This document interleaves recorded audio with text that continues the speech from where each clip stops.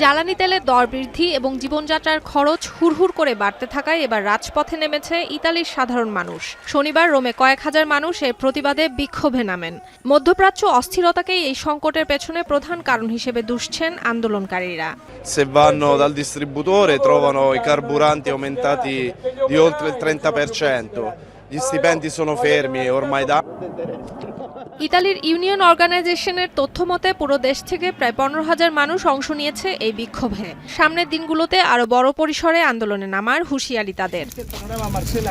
অর্থনৈতিক সংকটকে কেন্দ্র করে সরকার বিরোধী বিক্ষোভ আরো তীব্র হচ্ছে লাতিন আমেরিকার দেশ বলিভিয়াতে। রাস্তাঘাট অবরোধ করে বিক্ষোভ করেন কয়েক হাজার মানুষ। বেস্ট ইনগ্রেডিয়েন্ট ও ইউরোপীয় মেশিনে তৈরি মজাদার কেক ফ্যান্টাস্টিক, যে ফানে সবাইকে টানে।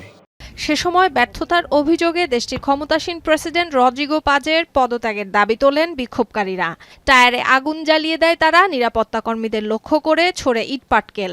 পরিস্থিতি সামাল দিতে টিয়ার শেল ও কাঁদানে গ্যাস ছোড়ে পুলিশ। এক পর্যায়ে রণক্ষেত্রে পরিণত হয় সেখানকার কয়েকটি শহর। এরই মধ্যে দাঙ্গা বিরোধী ইউনিট সাজোয়া যান মোতায়েন করে কর্তৃপক্ষ।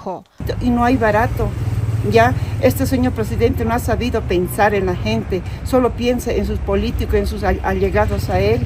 Mucha gente está sufriendo. গেল মে মাসের শুরুতে ধর্মঘটের মাধ্যমে শুরু হওয়া এই বিক্ষোভ দেশব্যাপী বড় আন্দোলনে পরিণত হয়েছে। বিক্ষোভের সময় শ্রমিক ইউনিয়ন, খনি শ্রমিক এবং গ্রামীণ গোষ্ঠীগুলো আর্থিক সহায়তার দাবি করে সরকারের কাছে, যদিও এ বিষয়ে কিছুই জানায়নি রদ্রিগো প্রশাসন। সুলতানা দিনা, এখন বিশ্ব।